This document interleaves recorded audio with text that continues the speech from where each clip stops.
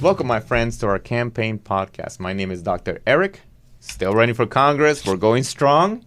And welcome to the campaign podcast. But really, this is the people's podcast. This is where people can come, discuss the issues, talk about certain things, not get cut from any fake news or any news media. So thank you very much for joining us. And today I have a very special guest. He's a rock star. Albert Wagner, running for superintendent in Nassau County. Boy, do we ever need him. So, Albert, please tell everybody something else. Well, Eric, thank you very much for having me. I appreciate this opportunity. My name is Albert Wagner. I have been in education for about 16 years, most recently as a teacher in Nassau County. I have two beautiful daughters. My oldest is age 11, and she is going into Yulee Middle School. My youngest will be starting third grade in Yulee Elementary School. We live in Yulee. We love the town there. And, I'm a big fisherman. Nice. So we live on the water. And we just got a boat a couple of months ago, 20 years old, but it floats. Nice. And the motor works. And we can get out and enjoy the sandbars and enjoy some fishing. Well, Fernandina Beach, Yulee, Amelia Island, the beaches in that area. Absolutely. Amazing. Very much for Absolutely. being here with me and just discuss some of the issues because you're running on a very Sure. important issue, which of course is education. Yes, So sir. tell us about that. So I spent about 2 years in Nassau County as a elementary teacher. But as I started working there, I started noticing the frustrations of the teachers. And I would hear them on the side conversations, and they would talk to me about it. But as a new teacher, I was feeling it as well. And I was going through some growing pains, and I couldn't believe it. I said, I have 15 years in education. Why do I feel like I know nothing about education? And so that's when it started to, get in my head that, this school district needs a leader that wants to look at children as an individual and not as a FSA test score. Yes. So it's no longer about teaching and tests. To me, it's about meeting the individual student needs, emotionally, socially, and intellectually. That's very good because my wife, she's actually got a doctorate of education and she tells me a lot of things, her experiences, and she actually guides me because I'm a doctor in business organizational leadership. Yes, sir. So curriculum development, I've learned a lot of things from her, and that has been one of her biggest things till to this day. She understands that very much, and she always tells me, and she gets frustrated by the way the system goes. Right. Instead of actually working for the individual, for the children, Right. and for the growth, creating that creativity, creating that American patriotism spirit. Right. And really, we're world leaders of the economy for a Yeah. reason. So very good. So, as a teacher in Yulee Elementary, I was known as the hands-on teacher. I always taught beyond the standards. I always made sure that my students were able to take their skills and apply it to a different situation. Because when you teach to a test, and this is a lot of the frustration in the district, they're not able to transfer those skills to a different type of question because they're just focused on how do I eliminate answers, what words, they're circling words in the question. It's, just Yeah. answer the question, take your skills, take what you know and figure it out. I ran the robotics program at Yulee Elementary and after school robotics program. And that just grew me as a teacher because I could see the collaboration among the students. It would be a group of 3 students and they never had any experience with Lego robotics. But I became such a facilitator, not an instructor, because they just took off on it. Okay. And they were teaching me things. Oh, nice. And I think that's the kind of learning that needs to be taking place. If you do that type of learning, I believe test scores will take care of themselves. No, I agree. I wholeheartedly agree, especially having a robotics program, because having those particular areas that is not known, especially in Nassau County, usually those programs do not grow as much as in Duval County. Correct. So Duval County is still a little bit slow in developing those products because of the fact that there's not a lot of funding that goes on. Right. And this is hopefully we'll work together because part of the budget comes from the federal funding. Right. That's what one of my issues is education, to make sure that you have these advanced programs, because we have so much talent. Our children could have unbound potential Right. to accomplish a lot of things, but if we don't expose them to robotics, more critical thinking, and expand, Right. then we're basically doing them a disservice, and our Nassau County will not grow as much as it should. Right. You want a child to have a well-rounded education, right? We were fortunate that one of my students, former students, was in my program, and his father worked as a contractor for the U.S. Navy. Mm-hmm. And they were able to get STEM grants. So by contacting with him, we were able to get some grants. And that's what I noticed. Like, you can work with individuals in our community because they may have the resources Mm-hmm. that the school can no longer afford. I know of small businesses in our community that could really help our students Okay. better than what we can do. And I just believe in working together as a community. It takes a village to raise a child. Yeah, and it's also, you mentioned a really good point, is resources. Right. Because I know there's companies here like CSX, there's also Landstar, there's a couple of logistic companies that are out there also that they donate equipment. Yes. And that's one of your jobs, in a way, to be that resource manager, where you're going Right. to find these resources and making those relationships so that way you can get it. Because companies, they want to, in a way, donate, because why? They get a tax break from the federal government if they do. So it's still into Right. their best interest. But then again, it's something that moves something forward, because now students have this piece of equipment. I remember when we used to have shop, we used to have Votech cars. school. Yes. Yeah. I went to Votech school Yeah. as a child. Yeah. Absolutely. So you have, sometimes they would tell you, hey, bring your car, we'll fix it. He was going to It was cheap mechanics. It was a cheap haircut. you know? Exactly. and it works. Right. And it works Right. because the whole point is to expose the student to these experiences, fix something, Absolutely. and of course have that self-esteem. Like, you will guide them to fix something like robotics and Lego. Imagine Right. you build that confidence. Absolutely. So what other thoughts would you have for, in a way, building Nassau County, taking it to the next level? Teachers need to have autonomy in the classroom. Mhm. My classroom lessons should not be exactly the same as the teacher down the hall from me, because we have different sets of different sets of students. Mhm. And so those students in her class have different needs, and she needs to be able to make those decisions instructionally Yeah. on how to guide their instruction. Yes. Unfortunately, that is not happening right now. It's pigeonhole lesson plans, and we're all doing the same thing. We're all meeting with the same students for the same amount of time. Mhm. And a high student, someone who's accelerating, should not have to go to a small group for 20 minutes when they could be doing something project-based. Yeah. And those students who need the repetition need to come to the small group table, and now they have a longer time to have more practice, and that's what they need, more practice. Yeah. You know, we have 40% of our students who do not go on to college, and that's okay. Mhm. You know, they're choosing to go right into a career. Mhm. So I would like to look at our career and technical program. I was talking to Mr. Lamond, great guy. He has had a lot of success in growing our career and technical program, and it is amazing.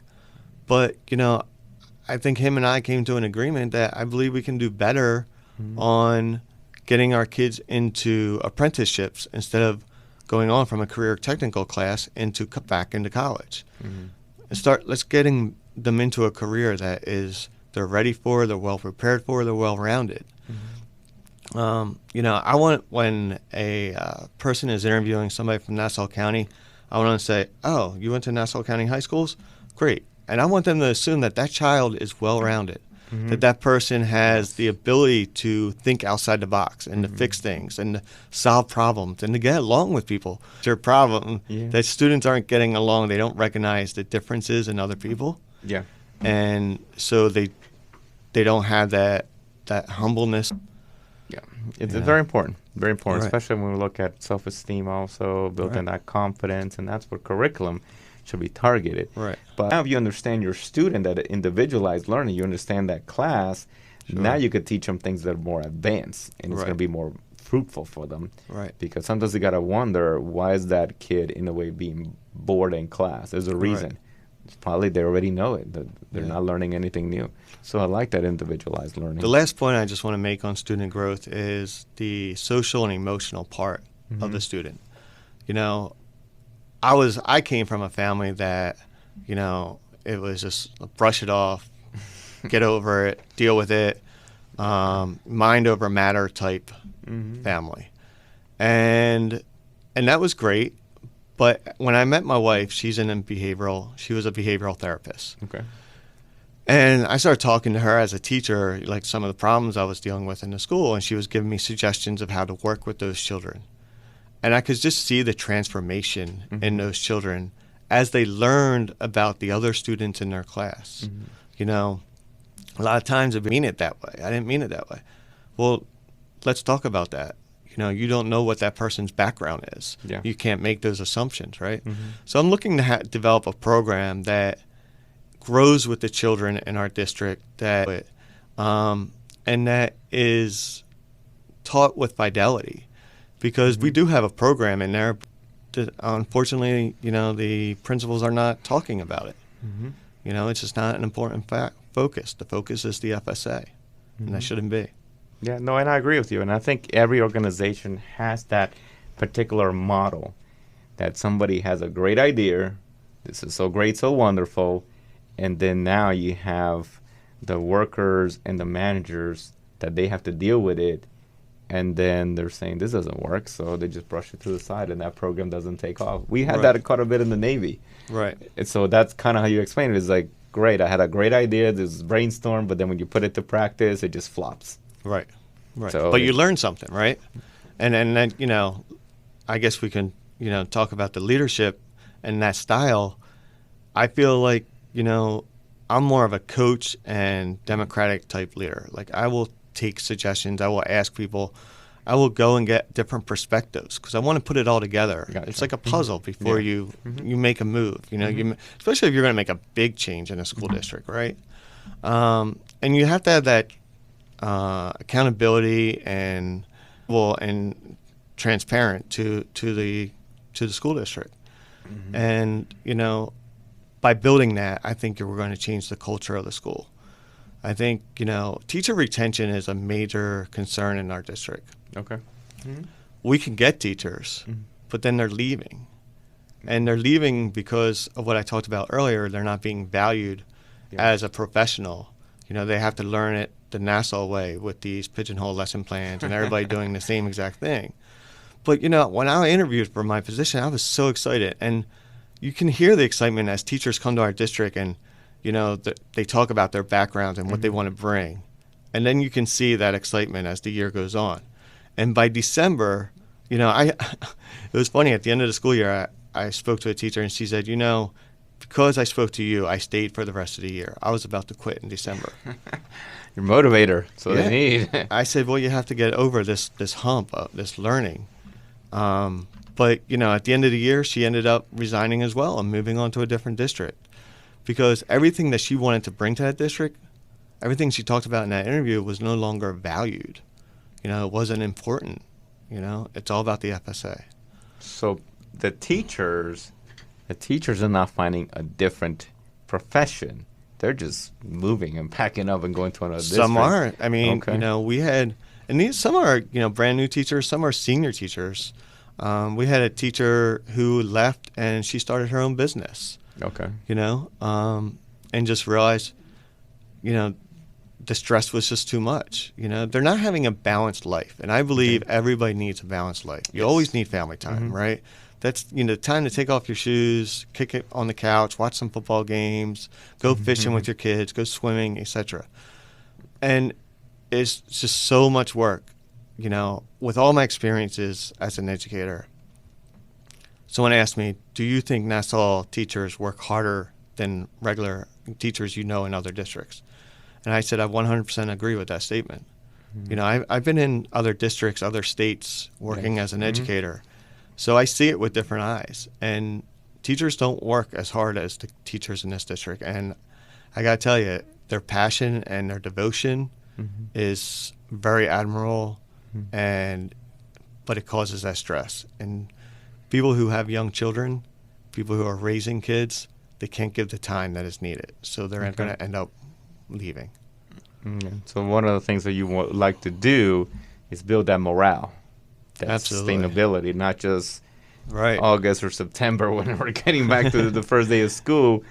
You want to have that sustainability, the consistency, Right. refresh in the summer, Right. and come back with more ideas. Everybody's so excited when we come back to school. Everybody's happy, we're all like relaxed. Nobody's counting down the days Even the yet. parents, hey, my kids stay Yeah, here. yeah. See you later. Parents are like throwing them right out the car door. Car's not even stopping anymore. Everybody is just so excited in the beginning of the school year, and I want to carry that through the school year. And I think you do that by giving the teachers autonomy, by growing the students as socially, emotionally, and intellectually, challenge them on different levels. Students are at different levels. Some need more practice, others get it and go. Mhm. And we need to treat our students as individuals. Yeah, no, that's very good because that's what I've been hearing around the district. And they just mentioned the parents want their kids to learn more, be critical thinkers, not take down statues and things of that Right. nature. They want them to think for themselves, Right. not in a way just spitting out bullet points or just knowing A, B, C, D, because life is not about A, B, C, D. Right. I know when I started teaching as a college professor, one of the things that I stopped doing was actually doing A, B, C, D test. I want them to actually critically think. What do you actually think about? What do you think about cloud computing? What is Right. the next generation cloud computing? Right. What is a server? Things of that nature. Let them explain it to me, not what the Right. textbook says. Right. So, because at the end of the day, a person's definition is going to stick with them a lot longer Right. than teaching to a test and what the Absolutely. FA says on there. That definition is Absolutely. strong. They can't put that on a resume. No. I scored a 5 on the FSA. And employers, what employers going to say is like, okay, and how you going to make me money? Right. In the Navy, one of the things, and now I'm mentioning when they get into adulthood, we had computer-based training, CBT. And part of that was that they just use a mouse to move the toolbox. Right. The multimeter gets moved by the mouse. So it didn't give them that practical aspect. And then they came to me, the aviation squadron. It's like, well, sorry, buddy, there's no mouse here. You have to actually do the practical. Right. But it's just showing that real life, in a way, connection that Yeah. what do they have to do. Absolutely. So another question, just a thought Sure. here, is do sometimes you guys have, I know in the college we have business advisory boards where we have businesses to tell us what skills that we need. So is that something that you all do also in your districts to basically have employers have input on what would they like to see from students whenever they come to work? So, as I travel around to Nassau County, I've been talking with a lot of small business owners. I've been talking to huge corporations that are in our county, business leaders in our county. And I talk to them about, what do you see as a need for a student who's coming out of high school to attain a well-paying job and to be able to grow within that company, right? And, a lot of it is about responsibility and just showing up on time and communication and being able to communicate with, people of different backgrounds. Because that's not always an easy task. Yeah. You have people who are on different socioeconomic statuses, you have different ethnicities. So, those are the things that the corporations and the small business owners were talking about. I mentioned earlier our career and technical program. They do have business owners in each of those divisions that come and talk to the students, and they're like a council advisory. And that's important. Again, our career and technical program is very good, but I would like to see it grow into more of an apprenticeship program as well. Yes, because then they get their skills, and by the time they're 18 years old, instead of making $13, Right. now let's say I'm the employer, it's like, hey, went from Yulee High School, Right. is they learn a lot of stuff, because even if you invite the employers to come and see what the students do, then the light bulb's gonna click for them. It's like, Absolutely. hey, wait a minute, they're actually learning a lot. I may be able to, instead of just having them at a basic job, they could be a little bit more elevated. Right. And even if they go to, let's say they work in Jacksonville, now you spread that word, Right. that, hey, Nassau County kids are good hard workers that can collaborate, work with other people, and can respond to solve problems outside the box. Yeah. And that's what I want. I want that word to spread. You know, I don't want it to be known as the district that's an A-rated district because we teach to the test. Yeah, you want to show that because Nassau County here in the whole district is the smallest county. Right. But that doesn't mean it's the weakest county either. Right, right. And so that's where you're going to show the strength of their aptitude, what they're able to accomplish. And it also is going to send a lot of alarms to all the other counties that, hey, you need to step it up too. Right, right. Because we want to bring that Northeast Florida. We want to keep making it stronger, still have more employers or small businesses that they know that they have quality workmanship. Absolutely. And we're going to attract a lot of big companies also because of the talent. Right. The superintendent's primary job is to make sure that all the children are safe. One, right? So that staff and students. And then two is to be the instructional leader of the school district. But you're also the face of the school district. And you need to be able to communicate in a way that is respectful, not only to your employees, but to the community itself. And, you know, I just feel like we can do a better job in that area. Transparency is very important. If anybody went to my website, they would see I have a page that says transparency. Okay. All the speeches I gave, all the questionnaires I've had to answer are all up there for everybody to read or to view. And so I think that's important. And in this time of COVID-19, the transparency is more important than anything. Yeah. You know, the lack of transparency, when that lack of transparency is there, people get a fear, you know, of what's going to happen, what's it going to be like, who's making the decisions, you know, who are you talking to? And I think all that needs to be transparent. We were given a survey of how my daughters were going to go back to school. Were you either going to go to the brick and mortar, were you going to do the virtual learning, or would you going to drop out of school and do the homebound instruction? And we chose to send our students back to school. And the reason for that is we didn't feel like the e-learning was very well done last year, at the end of the year last year. It was a lot of review work. And I don't know what that's going to look like this coming year. But had a video been out of a classroom and saying, hey, this is how your classrooms are going to set up. Another video, this is what e-learning is going to look like.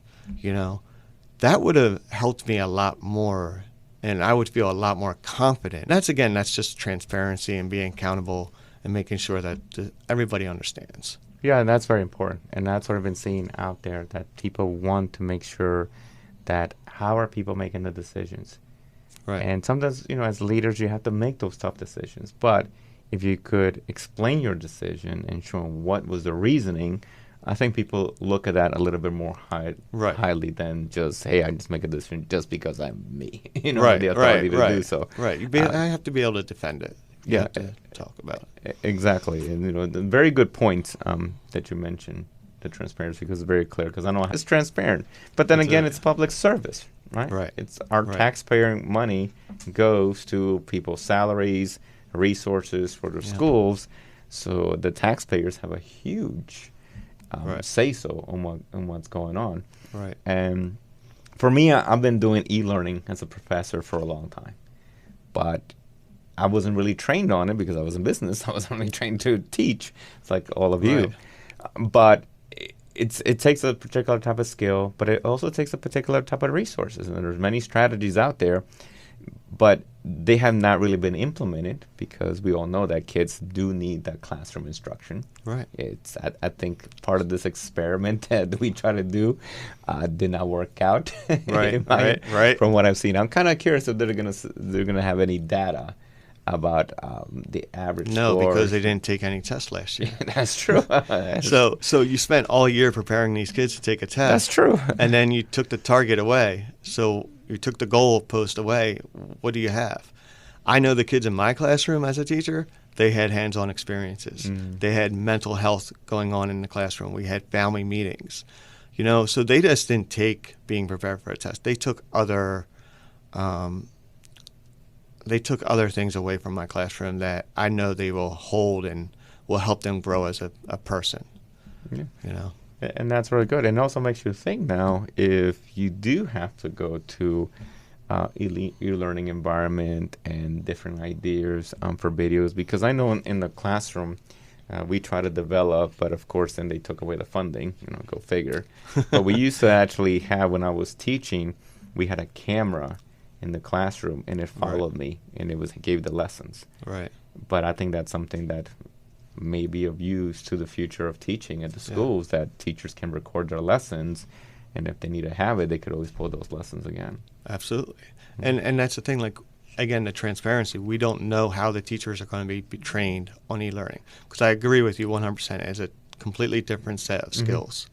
And not every brick and mortar teacher can go all of a sudden be an e-learning teacher. Yes. And so I don't know what that training's going to be like. It hasn't been put out. Well, there's a lot of ideas that are in there, and that's, I will have to say, it will be the future of education. Yeah, I think but so it's still, too. But it's still going to be the way the individualized training, because if our students, as human beings, if they need that teacher relationship, I will have to say, in my opinion, it's going to be very hard to have students very young in elementary school to not be around their teacher.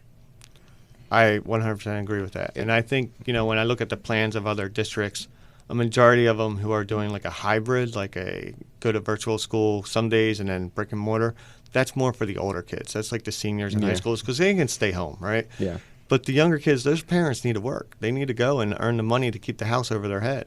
Yeah. So, and that social aspect, that mental growth is so important that they learn in school. No, I agree, because it's something about that specialty, and I know even with my campaign, one of the things that I put in there, that the teachers are the extension of the family, because they take our kids for 6-7 hours and then they teach them. Even when I was young, I'm sure when you were younger, you remember some of your teachers. You remember I remember Sister Ann very well. So, but you can see that is in you, and you're never gonna forget. So that bond is kind of having like another parent. Right. And that's why we always have to make sure that our teachers are well taken care of. Absolutely. The morale keeps increasing. I'm going to try to do my best to always give them the biggest pay raise from the federal government as their taxes, because they're very much valued. Yeah. Can we talk about the budget a little bit? Go for it. So, my first year of teaching there in Yulee in Nassau County School District, the district was negotiating with the union, teachers union, on raises for that school year. And, we would get our a couple of updates from the union leaders throughout the school year, and we were told that the district's not even meeting with them. They're not even coming to the table. They're saying, we have no money. We have no money.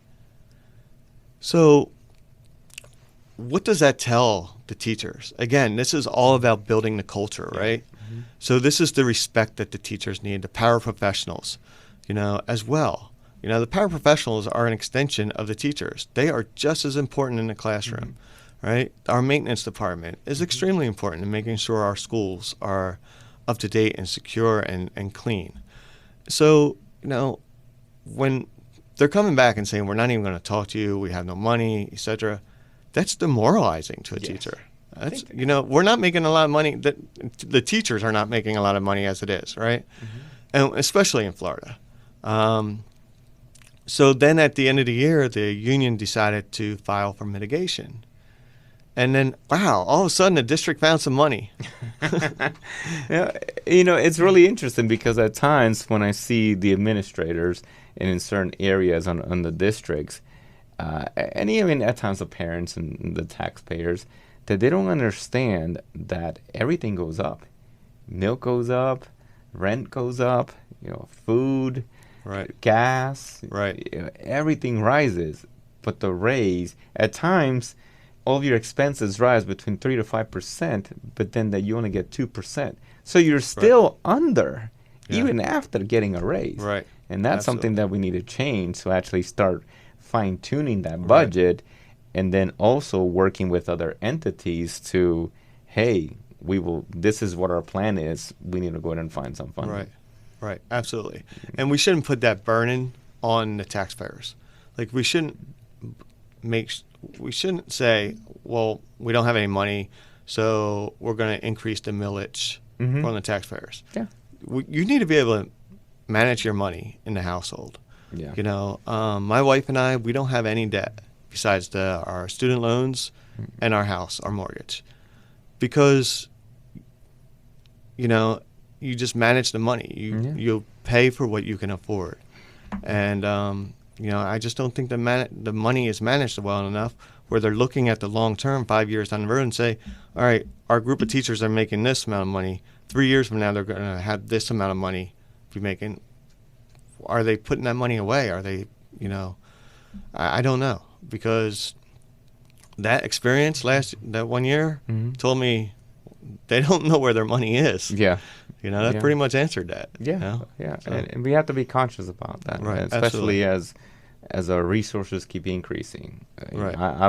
I've been shopping since I was 10, and I knew what a roll of toilet paper or paper towels or milk cost. And now when I go to the store, I was like, yikes! Right. It is insane. And got to go to Aldi. They have really cheap milk. Yeah, but then you look at the salaries don't even go up that high. That's why it's very, very important. So I'm glad that you're going to be fighting. The starting salaries are going to be great this year, right? Teachers that are coming in right out of college, $47,000, according to the governor, right? Yeah. But what happens to a teacher who's been there 16, 17, 18 years who's making $48,000? And that's another thing that it never increased also. Right. Because when the lowest level increases, you got to make that bubble, right? There's a bubble. You got to make sure that there's a bubble within the negotiations. Yeah, exactly. So that's pretty good. Absolutely. So we talked about the budget. We talked about leadership. We talked about learning. What are the plans that you have for Nassau County?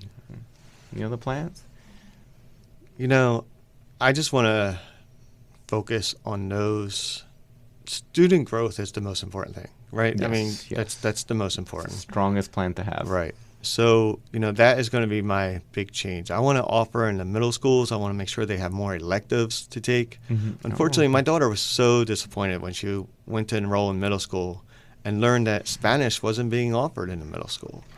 Ouch. You know, I mean, she was disappointed. You know, her electives were PE, business, band, and art. Those were her only 4 choices that she had for an elective. And I think we need to make sure that our students have better options. I think we need to have more enrichment courses. And we need to make sure that our students have a way to go into a apprenticeship right out of high school. Good. I have a vision for this district. I want our district to grow into the future. I want to make sure that we're educating the children intellectually, socially, and emotionally. I want to make sure that our teachers have autonomy in the classroom and are treated like professionals. That we change that culture of top-down leadership to more of a coaching, collaborative, let's work together and let's get the job done. Let's make sure you have a balanced life. So, you know, when a teacher walks into the classroom, we want them to be at 100%. Yes. When they go home to have dinner with their family, I want them to be at 100%. I don't want them to be emotionally and drained and energy drained. I want them to have a balanced life, and that's important. And we need to budget our money correctly in the district so we are prepared to treat our professionals and give them equitable and honest raises. Okay, very good. I like the vision. I like the vision for the future. Thank you. And that's what it's about. Because if you take care of people, the mission will take care of itself. That's, you know, I'm going to copy that. That's how I used to use that in the Navy. Yeah. Sometimes it's people first, mission always. Right. You know. So and that's how things have been missing, and that's part of what leadership. Because you seem that you're a transformational leadership. You mentor, you coach, you Right. look at things empathetically. You have that relationship and that connection with that teacher in that classroom. Heartfelt leadership, right? Yeah. Heartfelt. You know, when a teacher is being reviewed by the administrator, you know, it should be a coaching opportunity. It shouldn't be a gotcha, oh, you didn't do this right, I'm going to nail you on this and drop you, and now you're not going to get that raise next year, because their raise is based on those observations. So that's a stressful time for teachers. And, we should take those opportunities to make sure we're coaching our teachers and not demoralizing them and trying to catch them in doing something wrong. Yeah, and nobody will appreciate that in any profession. Right. At the end of the day, Absolutely. Nobody likes to feel demoralized. They don't like to feel belittled. Right. They don't want to think that they're inferior. And so that's great. I really Yeah. appreciate the vision. I appreciate you. I really Thank you. appreciate you coming and telling us your vision. Nassau County, I think it's going to be in great hands and with you leading. And so I appreciate the time. Any final thoughts? No, August 3rd starts early voting. I hope during this campaign season you have seen how hard I worked. I hope I've earned your trust, and I hope you've learned about my platform, and I hope I've earned your support. Again, early voting is August 3rd. August 18th is the primary voting. Vote Albert Wagner for a new vision for Nassau County. Thank you. Yeah, and that's the website? Albert Wagner for Nassau Schools, Superintendent.org. There you go. Very nice. Thank you so much. Thank you, Eric. Appreciate the time. Appreciate you. No problem. Thank you very much, my friends. If you have any questions, you know where to go ahead and find Mr. Albert. Hopefully he'll be the next superintendent in Nassau Schools. And they'll be in really great hands. And it's going to be a great future for the 2020s for Nassau County. Thank you very much. If you have any questions, you could always email me at eric@ericforcongress.com. Thank you very much. Remember, stay safe, be healthy, and God bless.